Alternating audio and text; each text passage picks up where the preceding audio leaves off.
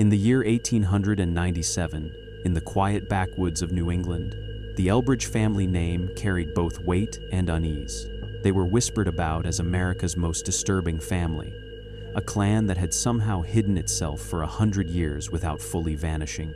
To outsiders, their estate was merely another great homestead of the Gilded Age, a sprawling property hemmed in by forest and stone walls. But within the county, the Elbridge clan was spoken of in low tones, as if uttering their name might draw unwanted attention. It was not their wealth alone that lingered in memory, but the eerie fact that so much of their existence seemed to retreat behind closed shutters, as though the family itself had chosen to erase its own reflection from the world. The estate stood at the edge of a valley, its windows nailed shut, the iron gates bound with heavy chain. Even in its prime, the Elbridge homestead had exuded an unsettling air. Built of gray stone imported from across the Atlantic, it seemed less like a home and more like a fortress, its gables dark against the sky. Neighbors swore that not a curtain ever stirred, and though smoke would sometimes coil from the chimneys in winter, no one recalled seeing children playing in the yard or family carriages arriving for Sunday service. The mansion was alive in ledger books and tax rolls, but lifeless to the eye, a dwelling that announced presence without proof. What drew suspicion was not merely silence, but the persistence of silence. Decade after decade, census records listed sons and daughters born to the Elbridge line, yet no births were witnessed by midwives, no baptisms held in local chapels. Teachers in nearby towns could not recall a single Elbridge child at their desks. Funeral bells never tolled for the passing of its patriarchs, though gravestones bearing their names appeared overnight in the family plot. To the people of the valley, it was as if the Elbridge clan lived in a sealed chamber of history, marking their own milestones and erasing them with equal care. Travelers spoke of the house in fragments. A delivery boy claimed he left crates of coal at the gate and returned to find them vanished by morning, though no one had unlatched the chain. A dairyman swore he once heard laughter drifting from the second-floor windows, only to find every shutter bolted tight. One winter, a passing minister attempted to call, hoping to offer blessings during a harsh season. He returned to town pale-faced, muttering only that the family had no need of his prayers. From that day forward, no other clergy ventured near. To the county archivists, the Elbridge clan was a contradiction. On paper, they were meticulous deeds transferred precisely, taxes paid in full, legal disputes resolved without public spectacle. Yet, the more precise the paper trail, the more hollow it felt. Signatures belonged to men whose faces no one recognized, wills named heirs who never appeared in court. In one instance, a widow claimed to have married into the family, but her testimony was dismissed as delusion, for no record of her union existed in either church or state. Over time, the estate itself began to warp into legend. Children dared each other to run up to the gate and touch its rusting iron. Farmhands swore they saw candlelight drifting across the high windows long after the family had supposedly disappeared. By the turn of the century, the mansion was universally referred to as the Shuttered Homestead, a house that stood like a mausoleum for lives the world had never witnessed. What unnerved locals most was not the decay of the property, but its resilience. Roof tiles mended themselves, as if by unseen hand. Vines clung to the stone walls, but never fully obscured them. Even in abandonment, the house refused to collapse, as though some invisible presence willed it to endure. Farmers working nearby fields swore the wind shifted unnaturally near the grounds, carrying with it the faint smell of candle wax and mildew, as though the house exhaled. Every attempt to bring the estate into the open failed. In the early 1900s, county officials sought to seize the property for unpaid levies, only to discover that the Elbridges had already paid in precise sums, signed with perfect ink. In the 1920s, historians tried to survey the homestead, but their reports vanished from state archives, leaving only fragments of letters describing a wing unfit for habitation and corridors bricked from the inside. By the 1950s, the land had been written off as cursed. Its ownership passed through legal shadows that concealed as much as they revealed. To walk the road by moonlight was to feel watched, The homestead loomed like a skull half buried in the earth, its empty sockets the windows, its iron teeth the gates. Local families forbade their children from approaching, but curiosity gnawed at the valley. What had the Elbridge clan concealed so carefully? Why had they built a life of shadows when every neighbor fought to be remembered? The more the homestead resisted explanation, the more it seemed to whisper that its truth lay just out of reach. A truth darker than absence. A truth bound in the silence of a family hidden for a century. And so, the shuttered homestead remained, a monument to secrecy. Each generation repeated the same hushed questions, weaving the Elbridges into folklore. Some believed they had vanished willingly, retreating into their own twisted order.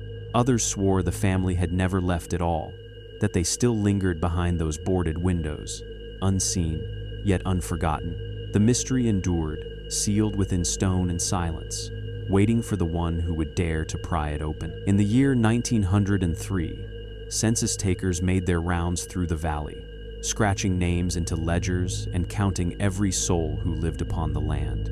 They came to the iron gates of the Elbridge estate, where no one waited to greet them. The family appeared in the official records nonetheless: father, mother, children, even distant kin. Each name was inscribed with careful detail, each age precisely noted. And yet, outside those pages, no one in the valley could remember ever laying eyes on them. It was as though the Elbridges existed only in ink, a clan that breathed only in the space between courthouse walls and census forms. Neighbors told the same story again and again. The family was there, and yet not. Grocers and dairymen claimed they delivered goods to the gate and left them under the watch of stone gargoyles that flanked the entrance. When they returned, the parcels were gone, but no one ever saw the hands that carried them away. A butcher recalled stacking crates of salted meat by the roadside at dusk, hearing the faint echo of a carriage wheel creak beyond the trees, and finding the crates vanished by dawn. Such details entered local lore not as scandal but as resignation. This was how business with the Elbridge clan was done silently, without witness, without proof. The valley's school teachers puzzled over the same contradiction. Each census year, new Elbridge children were listed: boys of 10, girls of 12, infants less than a year old. Yet no child by that name ever stepped foot into the schoolhouse. Teachers marked absences that never ended, waiting for pupils who never appeared. By winter, the blank seats were quietly erased from roll call, replaced by shrugs and whispers that the Elbridges taught their own. Church registers told the same story. Baptisms were expected but never performed, confirmations promised but never delivered. Clergymen wondered if the family observed rituals in private, or if they had abandoned faith altogether.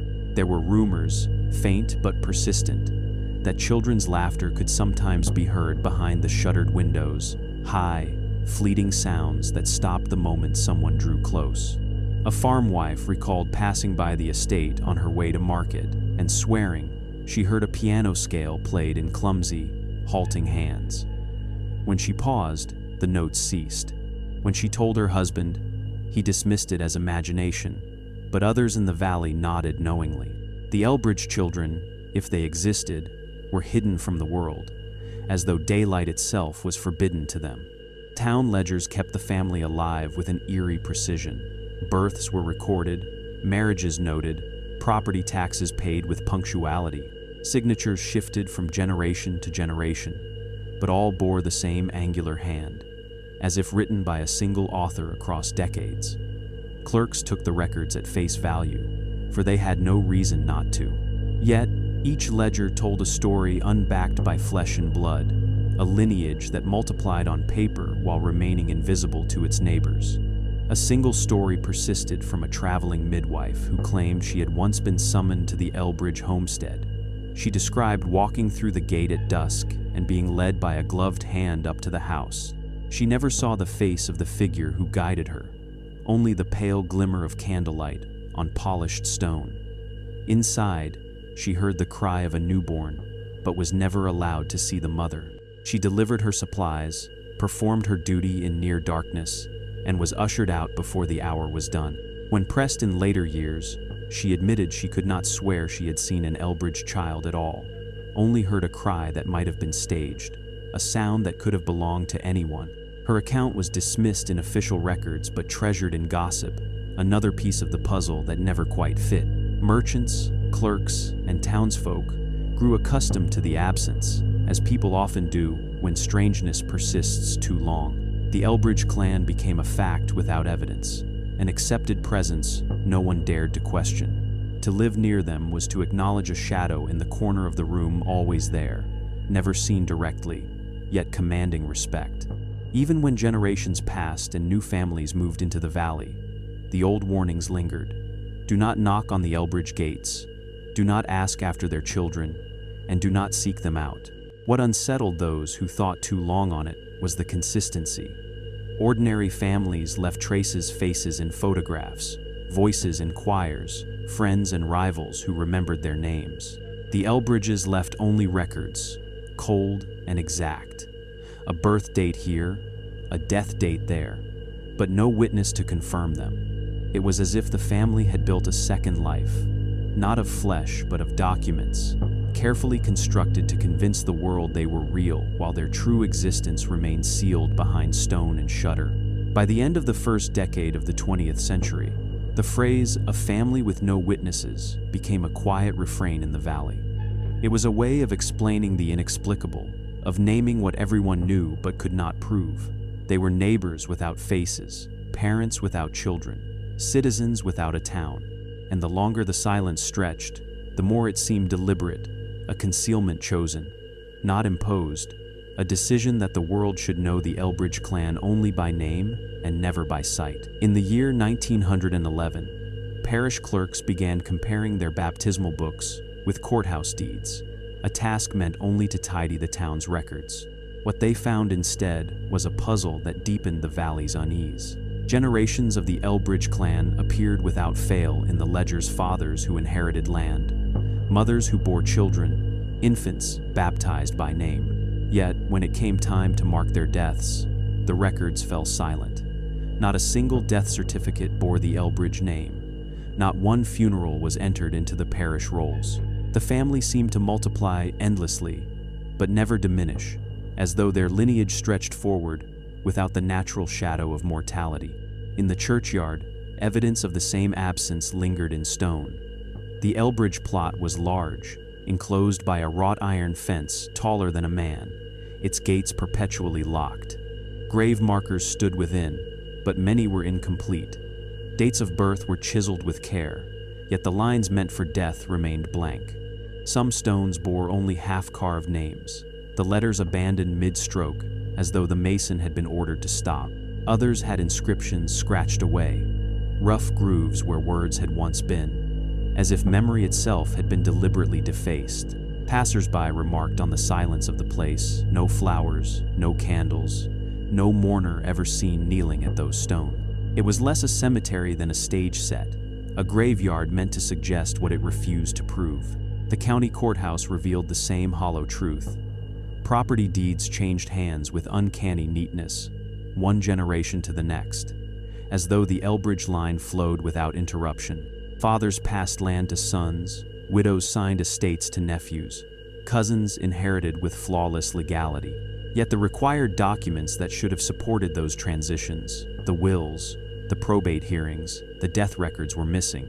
Each file ended cleanly, without a trace of the proceedings that should have marked the closing of a life. Clerks whispered among themselves, puzzled at the perfection of it all. It was as if the Elbridges had written their own story into law, sidestepping the signatures of priests, undertakers, and grieving kin. On rare occasions, outsiders caught glimpses of what might have been the truth beneath the ink.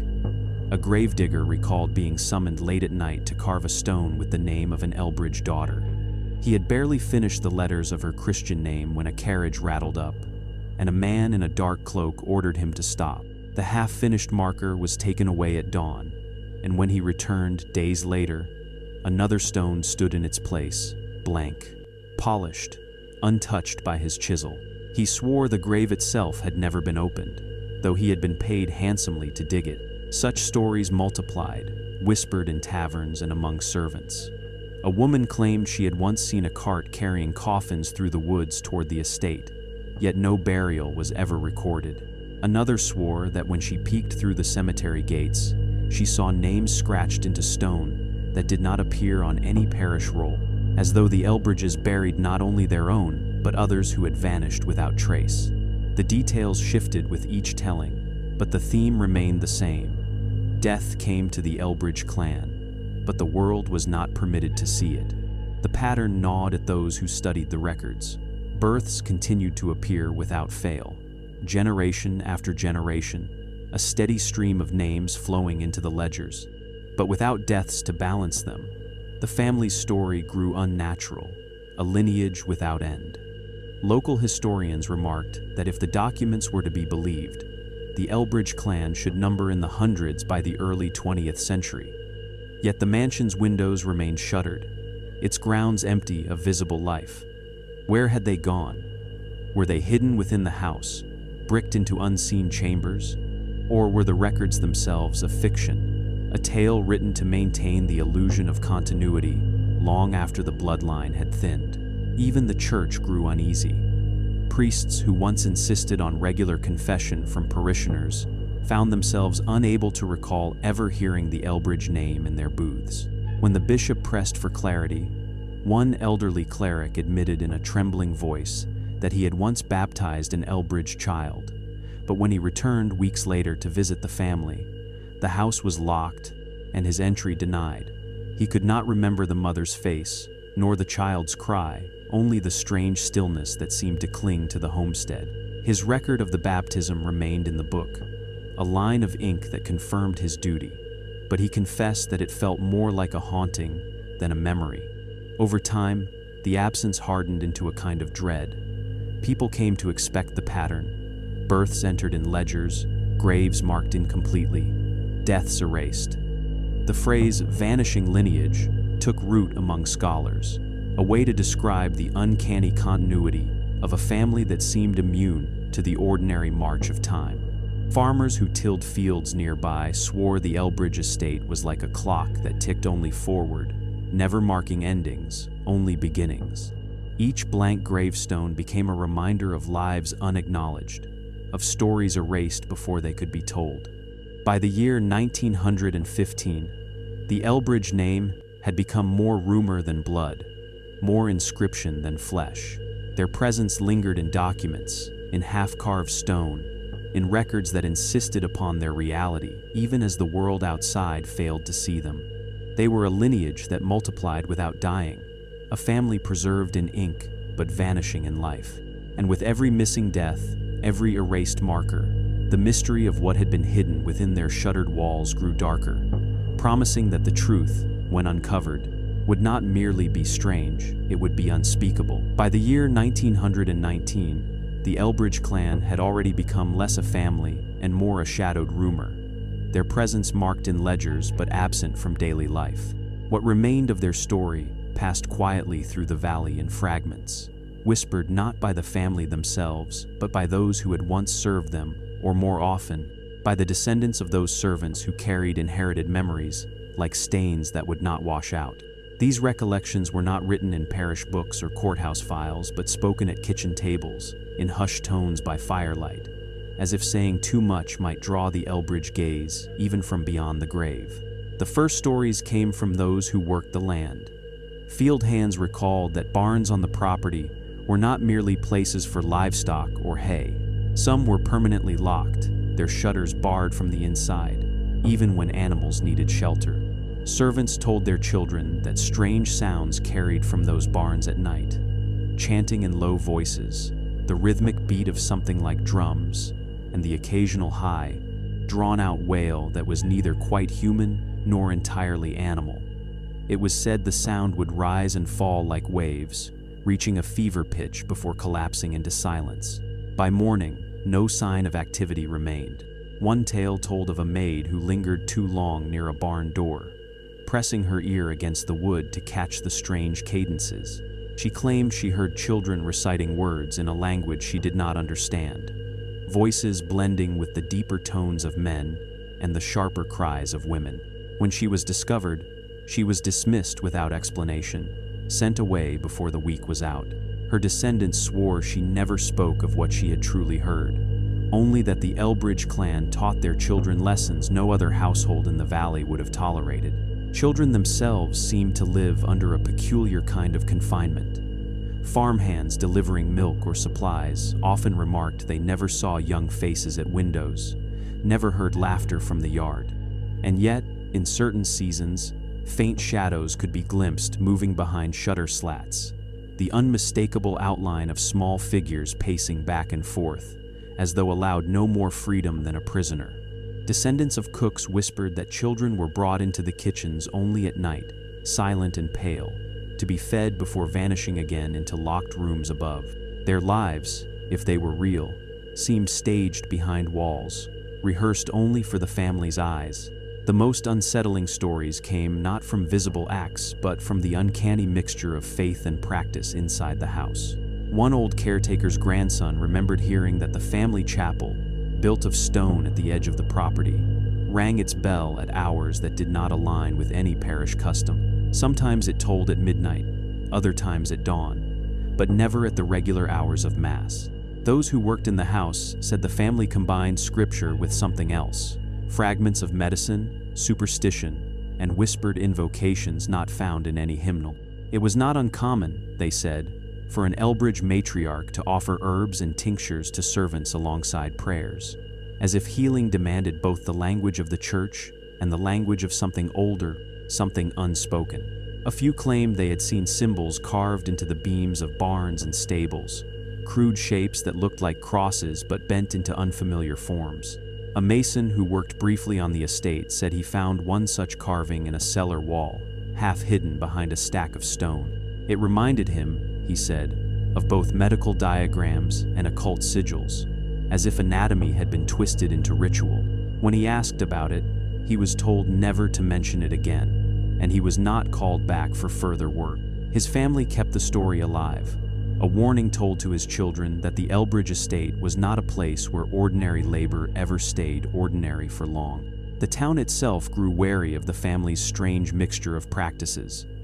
Parish priests noted that though the Elbridges contributed generously to church coffers, they rarely attended Mass. When they did appear, they seemed stiff, as though observing rather than participating. Their prayers were short, their eyes always darting toward the doors.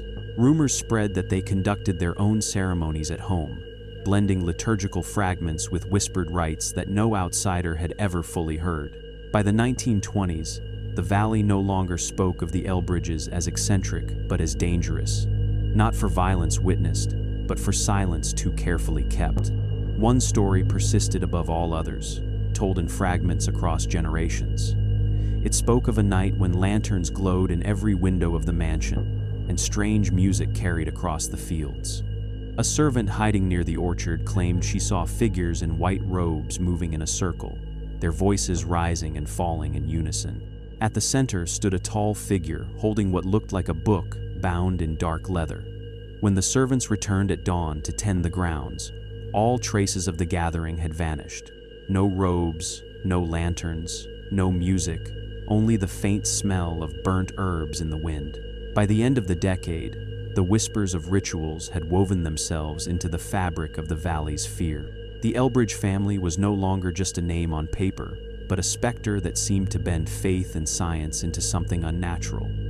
They had children, but no one saw them. They had chapels, but no one prayed within them. They had barns, but no animals filled their stalls.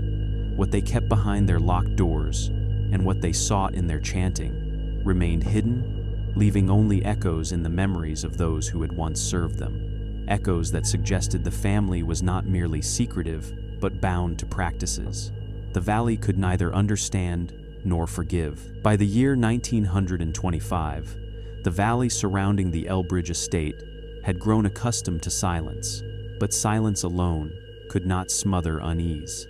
Too many names began to vanish from the rolls of everyday life. Farmhands who failed to return home after a day's work, travelers who entered the county but were never seen leaving, salesmen whose routes ended abruptly in the shadow of the Elbridge gates. At first, these absences were dismissed as wanderers drifting westward, chasing work or fortune. But as the years passed, the pattern became impossible to ignore.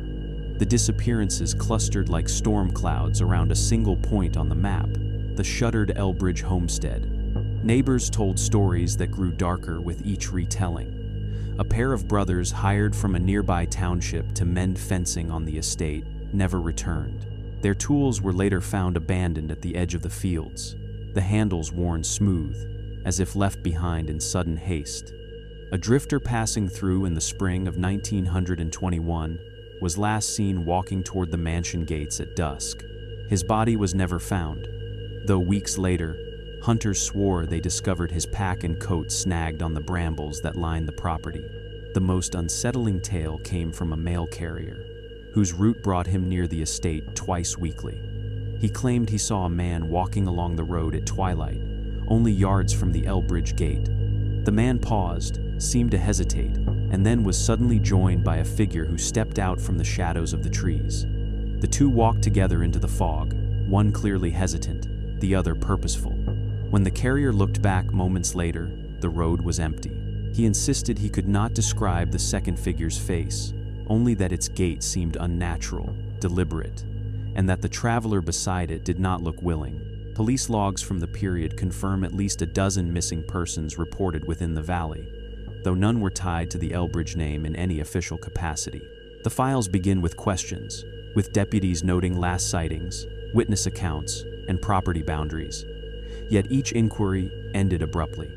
Whole reports stopped mid-page, as if the investigation had been interrupted and then abandoned. In some instances, even the paper itself was missing, with only an index card noting a file number that no longer existed. What remained suggested a troubling pattern. Deputies often began their inquiries near the Elbridge lands, sometimes even writing that the last known direction of travel pointed directly toward the estate. But when superiors signed off on the cases, the conclusions read differently.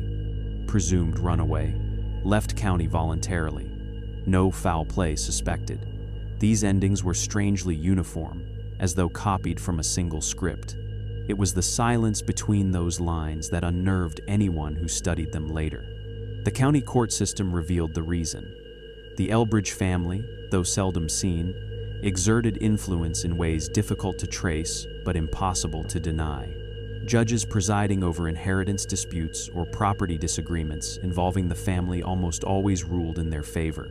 Prosecutors who began to dig too deeply into estate matters found themselves reassigned, their careers stalled without explanation. One sheriff who dared to mention the Elbridge name in connection to the disappearances resigned within the year, citing ill health, though townsfolk whispered that his resignation had been forced. The power was subtle but suffocating. The Elbridge clan never appeared in court themselves. Instead, lawyers and representatives materialized on their behalf. Men whose names were barely known in the valley, yet carried influence in state circles.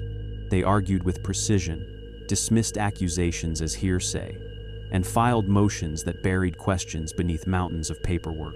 Those who tried to press further often found themselves the subject of quiet intimidation, livestock poisoned, barns burned, reputations blackened by sudden rumors.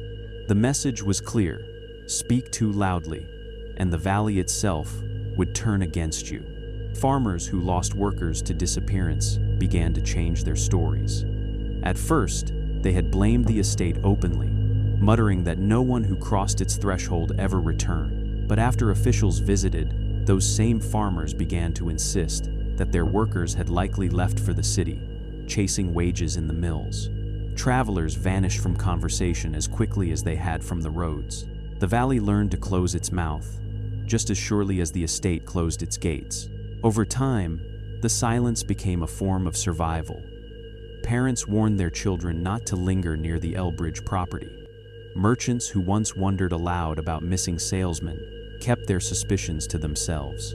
Only in whispers, late at night, did neighbors admit what they feared: that the estate was a mouth that swallowed men whole, that its walls contained not only the Elbridge clan, but also the bones of those unfortunate enough to cross too near. By the late 1920s, The disappearances were no longer entered in ledgers at all. A missing farmhand might be mentioned in passing, but no formal report was filed. A drifter could vanish without a line of ink in the sheriff's book. The valley had absorbed the lesson the Elbridges had taught. Some truths were not to be pursued. And so the homestead endured, shuttered and impenetrable, while the names of the vanished faded into silence.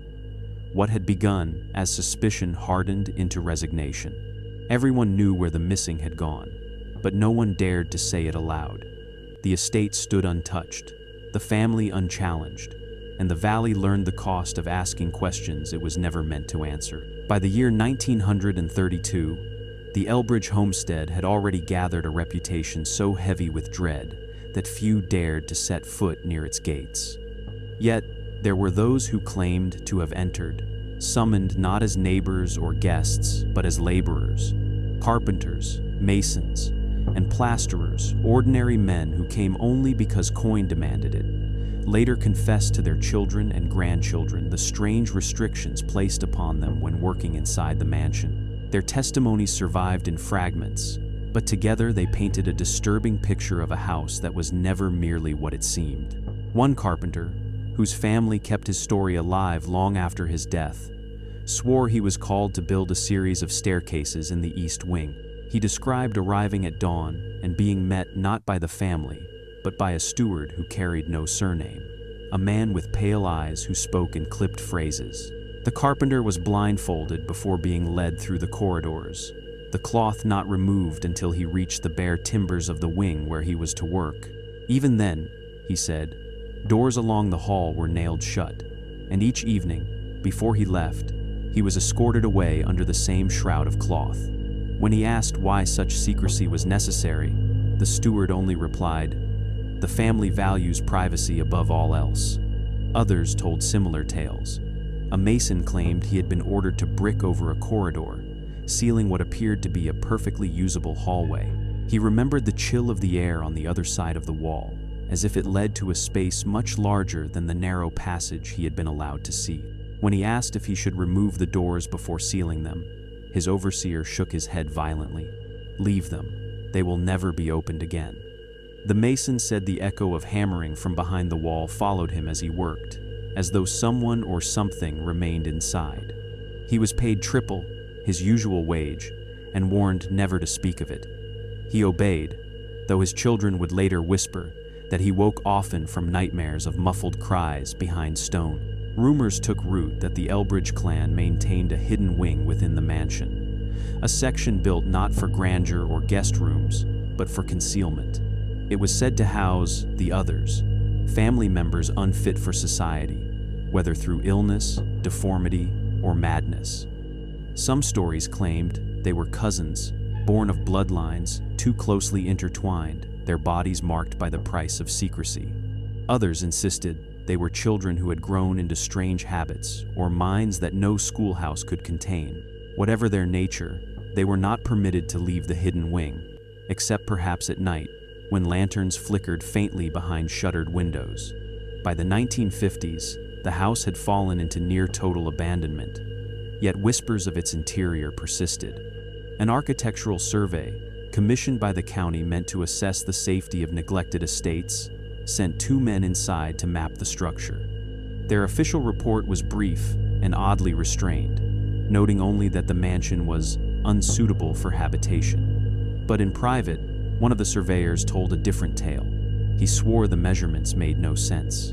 Corridors ended abruptly against walls that rang hollow when struck. Rooms that appeared on one floor had no corresponding footprint on the floor above. When he laid his diagrams over one another, they revealed entire sections of the house that should have existed, but did not. "Bricked corridors," he whispered to a colleague, as if the house had eaten itself from the inside. Later explorers who trespassed into the decaying property found supporting evidence. Dusty hallways led to dead ends, where plaster sealed over what had once been door frames. In the cellar, faint outlines of archways remained visible beneath layers of hastily laid brick. A local historian who managed to gain entry described it as a house with lungs removed, vast chambers that once breathed with life, now suffocated behind stone. He published his findings quietly in a regional journal, but the article was suppressed within months, and he never again spoke of the Elbridge estate. For the valley, the notion of a secret wing became a story told with a mixture of fear and resignation. Parents warned children that the hidden halls still held the forgotten relatives of the clan, walking silently behind walls, waiting for release. Some claimed they heard scratching at night when the wind carried from the east, as if fingernails dragged across brick deep inside the mansion. Others swore that the reason no Elbridge deaths were recorded was because the family did not bury its dead. It confined them, alive or otherwise, in the sealed corridors of their own home. What made the rumor so enduring was its plausibility. Every great estate had servant wings, hidden staircases, and unused attics. But at the Elbridge homestead, secrecy was not a byproduct of design. It was the design. Rooms existed only to be hidden. Corridors were built only to be sealed. It was as if the family had constructed a second house inside the first. A house made entirely of silence and walls. A house meant to contain what they could not acknowledge in the open. By the close of the 20th century, the mansion was known not by its true architecture, but by the whispered one, the secret wing. To speak of it was to admit the possibility that generations of Elbridges had lived and died behind bricked walls, their voices erased, their bodies never recorded, their existence preserved only in the faint echo of carpenters' hammers and the fearful stories passed down by their descendants. The shuttered homestead was no longer just a house that hid its family. It was a house that devoured itself to keep its secrets. By the first years of the 20th century, the Elbridge clan had become less a family and more a shadow present on paper, absent in flesh. The valley, once unsettled by glimpses of their shuttered windows and midnight rituals, noticed something even stranger. The glimpses themselves had ceased. No servants were seen fetching deliveries from the gate. No faint glow of lanterns flickered behind curtains. Even the eerie laughter and half-heard music that neighbors once claimed drifted across the fields, vanished into silence. It was as though the house had inhaled the last of its own life and held its breath. The Elbridge family, long hidden, seemed finally to have disappeared entirely. By 1907, travelers remarked that the mansion's windows were boarded, heavy planks nailed across once grand glass panes. Iron chains crossed the main gates, rusted but locked firm, their padlocks larger than a man's fist. Ownership of the estate passed through curious hands-shell heirs, with names no one in the valley recognized. Courthouse records list cousins from other states, nephews no one had met, executors arriving to sign deeds before vanishing forever. None stayed, none moved in, and none dared to sell the property outright. Each transaction seemed designed not to pass the land to living use, but to keep it sealed, as though the homestead itself demanded imprisonment. Locals learned to skirt the property altogether. The road that once cut past the estate's front gates grew over with weeds, as wagons and later motor cars took longer routes to avoid it. Farmers spoke of livestock balking at the boundary fence, refusing to graze near the trees that ringed the house. At night, even the bravest hunters would not tread into the woods that bordered the Elbridge grounds. They claimed the silence there was too complete, the kind that presses against the ears like a physical weight. Birds never sang in those trees, and no one could explain why. For children, the boarded homestead became a test of courage. Generations of boys and girls dared one another to approach the gates and lay a hand against the cold iron. Some swore the chains rattled under their palms, as if tugged from the other side. Others claimed they saw movement in the upper windows, a flicker like a curtain shifting behind the nailed boards. One boy insisted he heard a knock 3 sharp raps, deliberate and measured just as he leaned against the bars.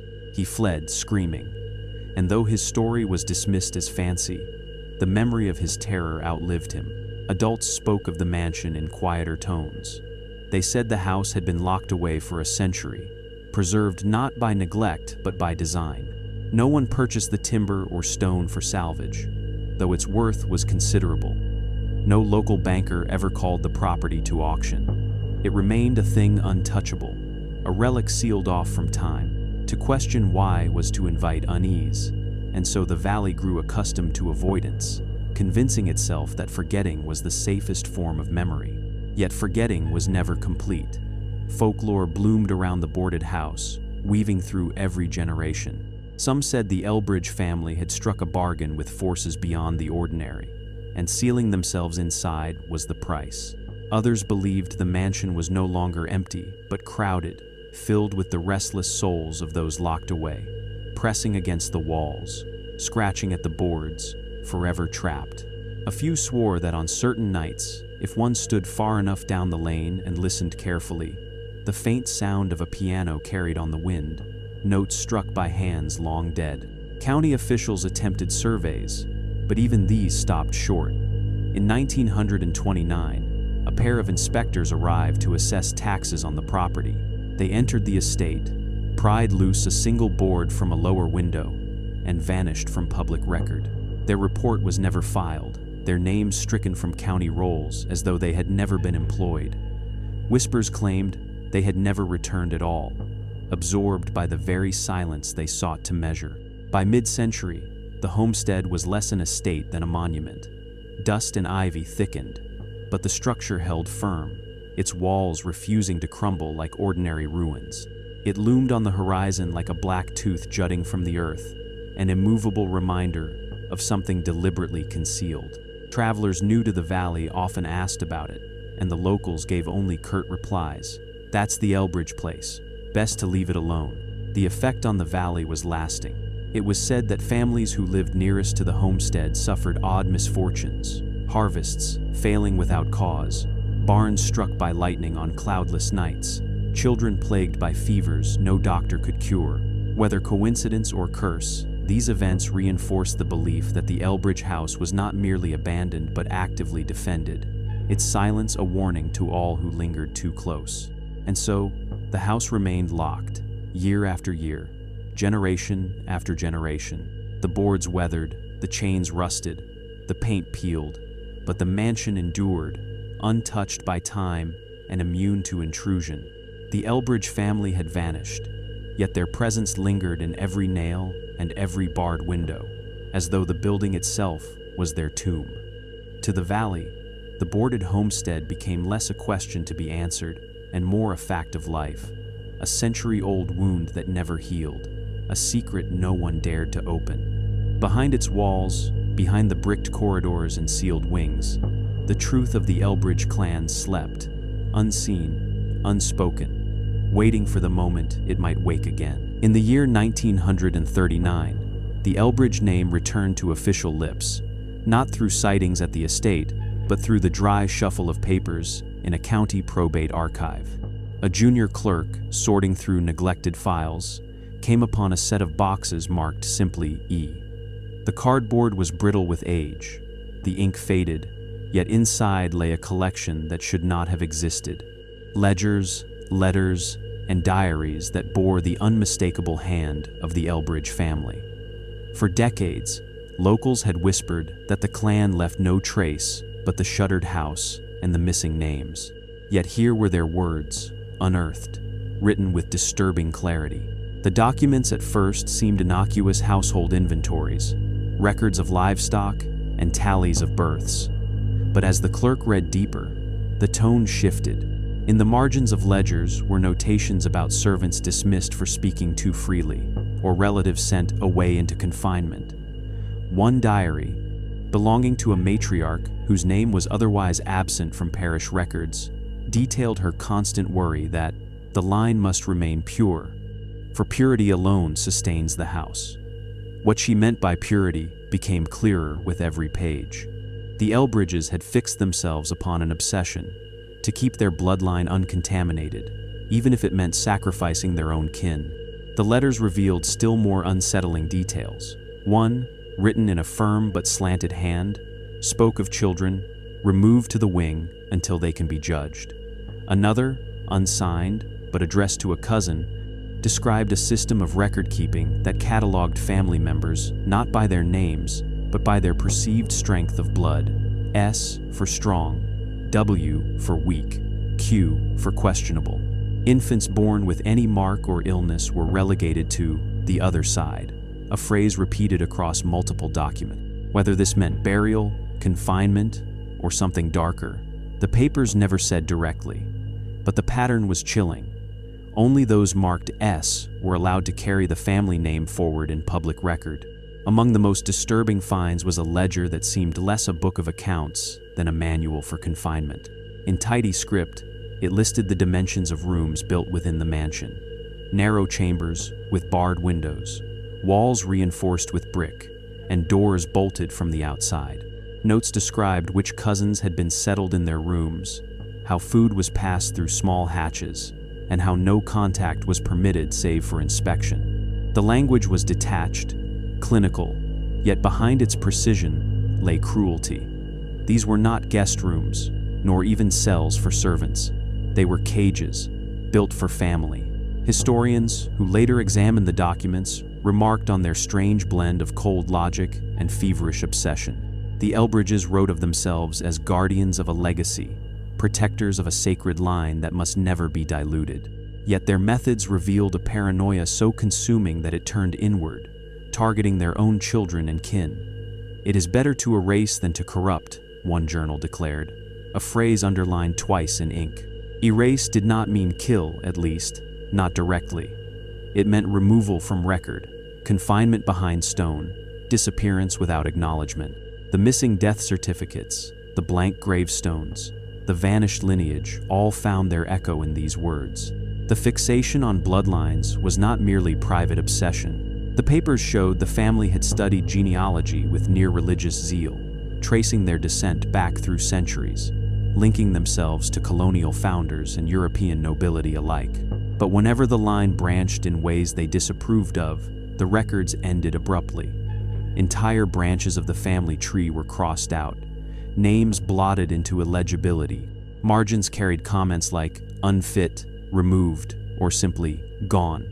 It was a family history rewritten in real time, reshaped to erase any blemish that might stain the purity they guarded. The probate discovery should have ignited scandal, but instead, it was quietly suppressed. Officials noted the unease of what they had read, but the influence of the Elbridge estate lingered even in its supposed abandonment. The boxes were resealed, their existence acknowledged only in whispers among archivists, yet the contents could not be entirely buried. Fragments of the diaries leaked into local lore, their phrases repeated in hushed voices. The other side. The line must remain pure. Erase rather than corrupt. These words slipped into the valley's collective memory, proof that the family's silence had always concealed something more sinister than eccentricity. For the community, the unearthed journals confirmed suspicions long held but never proven. The disappearances, the bricked corridors, the absence of death, all aligned with the writings. What unsettled most was not the cruelty itself, but the calm with which it had been recorded. The Elbridges did not see themselves as monstrous. They saw themselves as keepers of order, curators of a legacy too sacred to risk contamination. They believed their confinement of the others was duty, not crime. By mid-century, the phrase unearthed journals carried its own weight in the valley. People spoke of the papers as if they had glimpsed them firsthand, though only a handful ever had. Each retelling added to the legend of the Elbridge clan, transforming the family from shadowed recluses into something more terrifying. Deliberate architects of their own secrecy, authors of their own erasure. They had not been swallowed by the house against their will. They had built its silence, brick by brick, page by page, convinced that only through concealment could their name endure. And so, the discovery in the probate archive did not end the mystery. It only deepened it. For if these journals were but fragments, how many more remained sealed within the boarded house itself? How many more pages of bloodlines, confinement, and erased names lay hidden behind its walls? The thought lingered like a curse, that the Elbridge story was not finished, only waiting to be opened again. In the year 1961, the silence of the Elbridge estate was broken not by voices but by shovels. County workers, clearing ground near the overgrown orchard, unearthed what they first believed to be animal remains. The bones were brittle, small, tangled in roots, Yet when lifted carefully into sacks, their shapes betrayed something unmistakably human. Long bones, too slender for cattle, tiny finger joints, fragments of a skull with teeth barely formed. The orchard, long thought barren, had been feeding on bodies. Word of the discovery spread quickly through the valley, though officials attempted to keep it contained.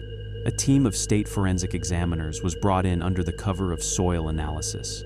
Their notes, filed briefly before disappearing from public record, revealed a grim truth. At least 6 individuals were identified from the fragments. Their bones bore marks consistent with prolonged malnutrition, thinning cortical layers, porous skulls, growth plates stunted as if development had been halted.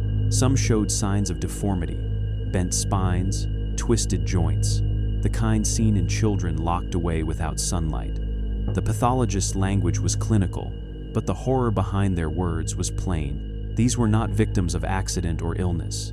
These were lives shaped and ended by confinement. One examiner, later interviewed in retirement, confessed that what disturbed him most was not the bones themselves, but their placement. They were shallow, buried less than 2 feet beneath the soil, as though discarded hurriedly rather than interred with care. It was not a cemetery, he whispered. It was a dumping ground. He recalled the orchard rows, how the trees above were twisted and gnarled, their branches barren despite rich soil, as if the land itself refused to forget, he said. Autopsy notes circulated briefly within state offices before being pulled. They spoke of starvation, of bodies that had wasted away slowly, their bones etched with the signatures of long-term deprivation. One skeleton revealed wrists with grooves, as if ligatures had pressed into bone over time. Another carried a skull asymmetry so severe it suggested a child who had lived years without proper light or space. The examiners speculated about confinement, about rooms so small that growth warped against the walls. The report stopped short of conclusion, but its implications were unmistakable. Authorities acted quickly to smother the matter. The bones were quietly reburied in unmarked ground on the edge of the county, the official explanation written as remains of historic settlers, likely predating the estate. The orchard was bulldozed, the earth leveled, as if wiping the slate clean. The workers who had first uncovered the bones were paid and dismissed, their accounts fading into rumor. By the following year, the files themselves had vanished from county storage, leaving only faint index numbers without content. But memory lingered in those who had seen the fragments firsthand. A gravedigger involved in the reburial swore he saw the small skull of a child, its jaw misshapen, teeth worn as if ground by stress. He told his grandson decades later that the skull had been hastily covered with dirt before he could look closer. "They wanted it gone," he said, "but it still looks at me when I close my eyes." Another worker claimed that when the bones were gathered, they seemed far more numerous than 6. He spoke of crates filled with fragments, some so brittle they crumbled at the touch. "We buried more than they told the papers," he said, "far more." The scandal that might have followed never came. The Elbridge name, though absent from society for half a century, still carried weight in legal corridors. Judges declined inquiries. Local officials discouraged further digging. The valley, already conditioned by generations of silence, accepted the erasure. The orchard became pasture land. The bones beneath it surrendered to memory. But among those who had caught even a glimpse of the remains, the truth burned too brightly to forget. Speculation flourished in the absence of official record. Were these the others spoken of in hushed testimony, the family members unfit for society? Were they children confined in the secret wing, starved of light and food until their bodies collapsed? The deformities suggested not sudden cruelty, but years of systematic neglect. The ligature marks implied restraint, a denial of movement. The starvation hinted at punishment or deliberate withholding. Each bone fragment was less a piece of a body than a page in a record the family had never intended to write. Historians who later attempted to reconstruct the case found themselves piecing together shadows. They compared the probate journals with their talk of purity and confinement to the forensic hints of stunted growth and twisted spines. They noted how the missing death certificates aligned eerily with the ages of the skeletal remains. The picture that emerged was one of deliberate concealment, a lineage so obsessed with preserving its own name that it was willing to erase lives from within to protect the surface of the tree. By the late 1960s, the story of the orchard bones became one more secret. The valley carried like a stone in its pocket, heavy, unspoken, undeniable. The authorities had reburied the remains, but they could not bury the whispers. The land itself had yielded evidence, however briefly, that the Elbridge homestead was not simply a shuttered house, but a mausoleum of the living, a place where family had turned against family in service of a warped idea of purity. And though the bones were covered again, the orchard gone, the forensic shadows remained an unmarked grave in the collective memory, proof that silence could be enforced on paper, but never entirely in the earth. In the year 1974, the Elbridge name returned not through sightings or whispered stories, but through the sharp, cold language of the courtroom. The family that had seemed to vanish for nearly a century was suddenly alive again in the form of lawsuits over inheritance. Distant claimants, tracing their bloodline to fragments of parish rolls and courthouse deeds, stepped forward to contest ownership of the boarded homestead. What they discovered in the archives, and what was forced into testimony, unearthed contradictions so severe that the very foundation of the Elbridge story began to splinter. The cases began simply enough. A pair of cousins from out of state claimed to be the last surviving heirs. They produced documents naming an Elbridge ancestor, stamped and notarized decades earlier. But when opposing counsel requested parish confirmations, none could be found. Births were recorded, yet no deaths appeared. One branch of the family tree seemed to stretch on without end, its members alive on paper long after their lifespans had passed. Judges, already aware of the valley's unease with the Elbridge name, pressed for clarity. Instead, the lawsuits only pulled darker threads. Affidavits emerged from those who had once served the family, or more often, from their descendants repeating words sworn on deathbeds. These testimonies described children who lived behind nailed doors, never seeing daylight, their names kept off parish rolls, and their lives hidden from neighbors. One affidavit told of a nursemaid employed in the year 1903 who claimed she carried trays of food to children in an attic room, children she was forbidden to speak with or comfort. Another statement described a carpenter paid to reinforce doors with bolts on the inside to prevent wandering. The words appeared dry on the page, but their implications chilled everyone in the courtroom. Contradictions multiplied as lawyers dug deeper. One affidavit claimed an Elbridge patriarch had 3 sons. Another, sworn in the same year, listed only 1. Death records were absent, yet property had transferred seamlessly. Inheritance papers bore signatures that experts insisted were written in identical handwriting, spanning decades. The court began to suspect that entire generations had been fabricated, their existence maintained on paper, while their bodies, if they had ever lived, were locked away or erased. The more that was revealed, the more fragile the estate's legacy became. Newspaper reporters, catching wind of the proceedings, sought to publish the story, but their editors halted the presses under pressure from county officials. Judges themselves seemed reluctant to allow the case to continue, as though the documents contained a contagion. Each contradiction exposed threatened not only the estate's legitimacy, but the court's complicity in decades of silence. One turning point came when a sealed trunk of documents was presented as evidence. Inside were letters between Elbridge relatives that spoke openly of the others, children hidden for the sake of preserving the family's image. "They must remain in shadow," one line read.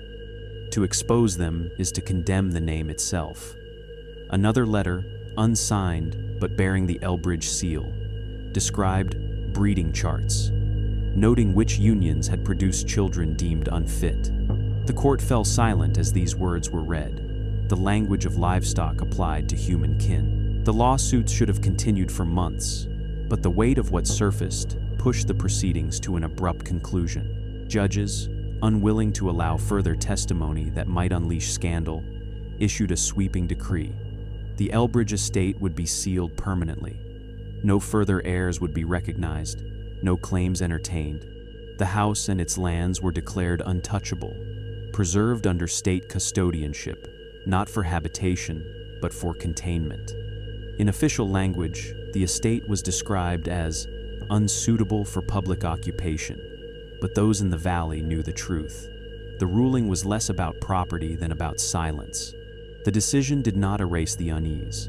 For years afterward, rumors swirled that the court itself had buried boxes of testimony, consigning affidavits to storage rooms where they could never be found again. Attorneys who had handled the case spoke cautiously, admitting only that they had read things they wished they never had.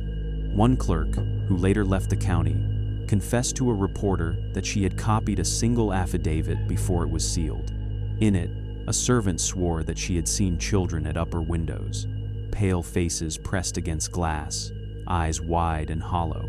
They watched like prisoners, the statement read.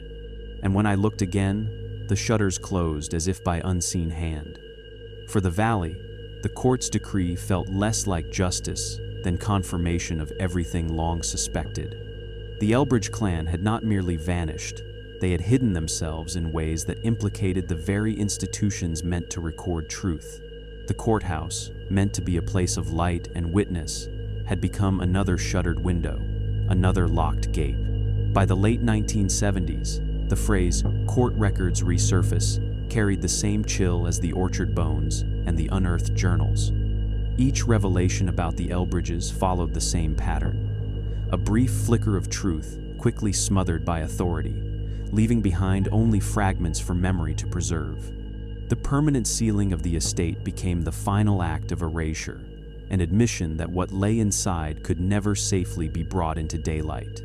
And so the homestead remained, chained and boarded, its secrets protected not only by rust and ivy, but by the deliberate silence of the law itself. The valley moved on, but the record fractured, contradictory, incomplete, lingered in archives and whispers. Each missing affidavit, each suppressed letter, became another shadow on the ledger of a family that had mastered the art of concealment. The Elbridge name lived on, not in heirs or descendants, but in the void it left behind, a lineage scrubbed clean, yet forever stained. By the year 1986, the Elbridge clan was no longer spoken of as neighbors, nor even as a family whose line had died out. They had become something else entirely, a ghost story, a whispered legend traded among children in schoolyards and pressed upon them by parents as a warning. The name Elbridge no longer appeared in parish rolls or courthouse ledgers, but it lived vividly in playground dares and bedtime admonitions. To say the word aloud was to invoke unease, as though speaking it might cause the mansion's shuttered windows to flicker open. Teachers overheard students daring one another to walk the road that passed near the estate. A child who touched the chained gates and lived to tell of it became a figure of temporary fame, paraded in whispers as though he had faced death itself. Parents, weary of keeping their children away from the property, learned to lean into the myth. Misbehaving sons were told that the Elbridges still roamed at night, ready to snatch children who disobeyed. Daughters were warned not to linger too long by the orchard, lest they hear the cries of the family's hidden kin. In this way, the valley itself became a storyteller, raising each generation with fear as its cautionary tale. Legends multiplied with each retelling. One spoke of a light that drifted across the upper windows of the mansion, glowing faintly as though a lantern swung in unseen hands. Some claimed it moved from room to room in patterns too deliberate to be tricks of reflection. Others swore that on certain nights, when the moon was high, the entire second floor flickered to life in a blaze of candlelight before vanishing again into darkness. Few admitted to seeing such things firsthand, but nearly everyone claimed to know someone who had. There were also the cries. Farmers working their fields at dusk sometimes paused, their hands tightening around tools, as faint sounds carried across the distance, wails, thin and strained, like the echoes of children calling for help. The sound would vanish when they approached the property, leaving only the rustle of ivy against stone. Hunters spoke of hearing footsteps behind them near the tree line, only to find themselves alone when they turned. The valley came to accept these phenomena not as possibilities, but as facts. They did not ask if the cries were real, only when they might be heard again.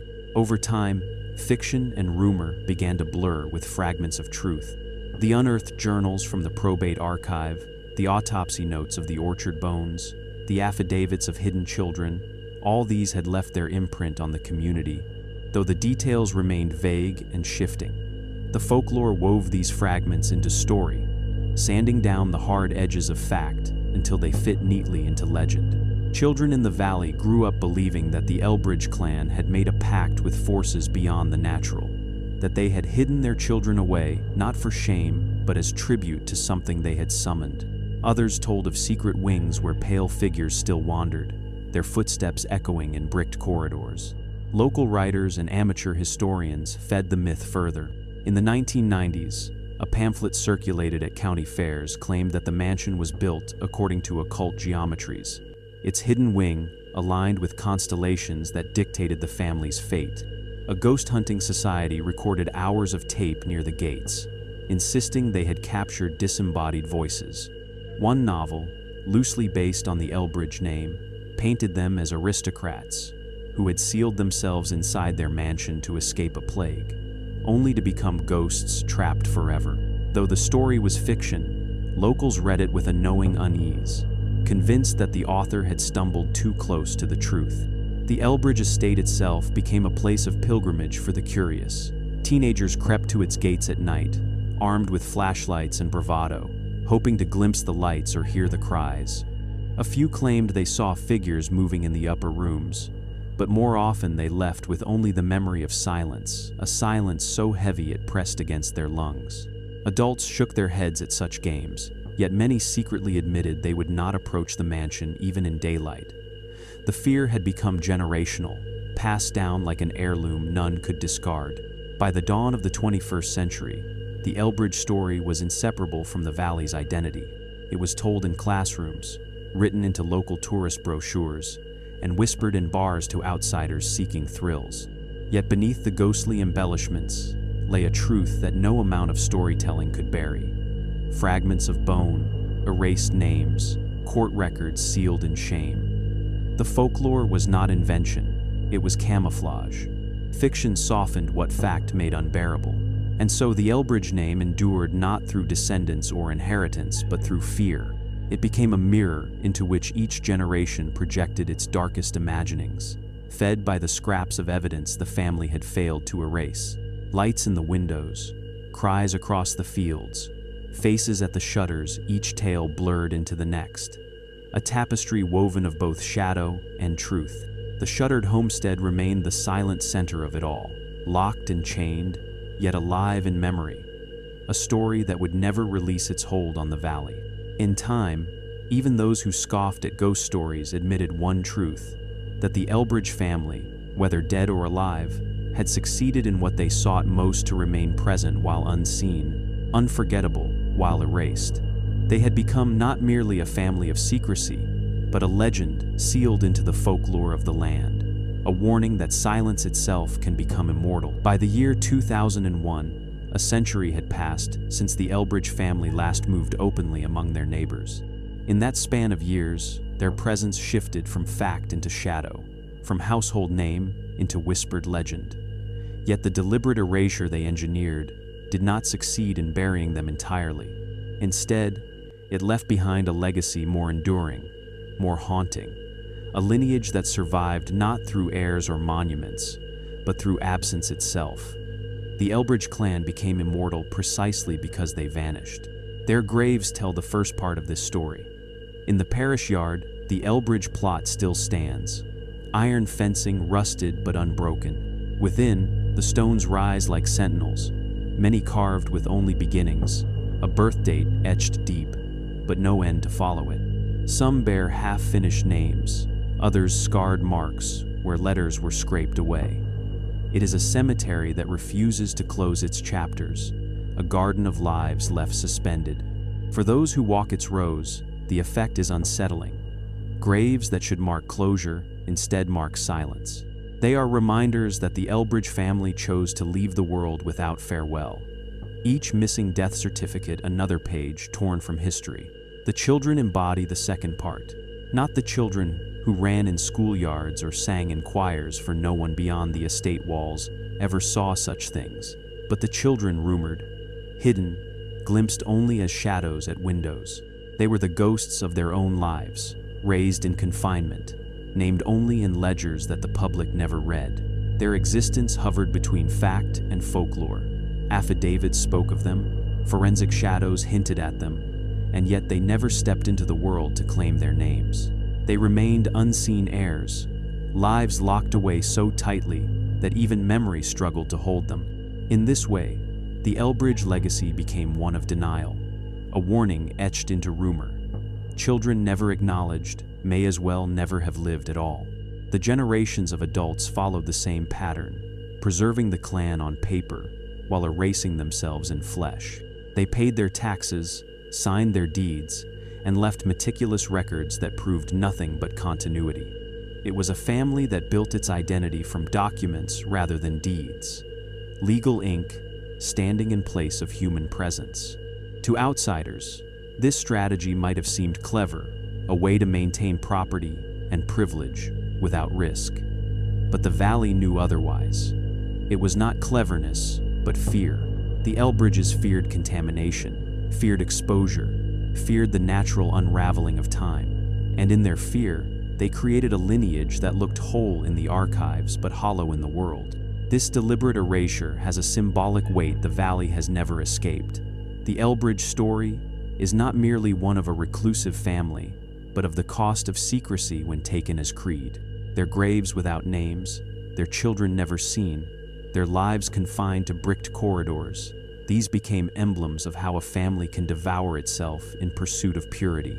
Each missing death record, each silenced testimony, became proof that erasure itself was the family's truest inheritance. They passed down not heirlooms or traditions, but absence, and that absence became heavier than any presence might have been. For those who live in the valley today, the Elbridge name still lingers like smoke after a fire.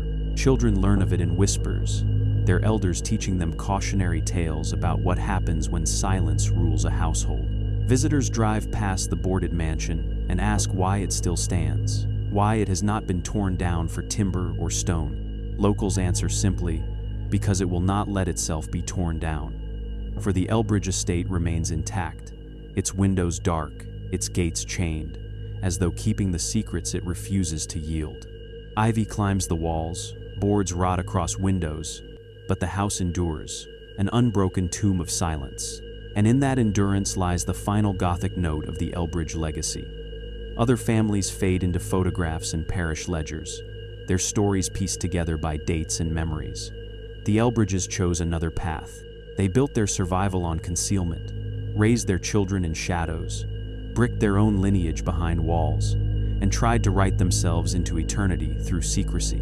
They erased themselves so completely that what remains is not family, but legend. A legend too unsettling to forget. The valley carries them still, not in pride or fondness, but in caution. The Elbridge clan stands as proof that a name can live on by vanishing, that silence can echo louder than song. Their estate, shuttered and unyielding, is a monument to this truth. Each darkened window seems to watch, each chain across the gate seems to guard, as though the house itself conspires to keep the secrets locked within. And so, the Elbridge legacy endures. Graves without names, children never seen, generations hidden in plain sight. The family has long since ceased to walk the fields or sit at the hearth, yet their absence remains heavy, undeniable. The estate still rises on the horizon, black against the sky, a reminder that history is not always written in what we see, but in what has been deliberately concealed. It waits, silent, as if daring the world to open its doors, and promising that, should anyone succeed, the secrets inside will be darker than silence ever allowed.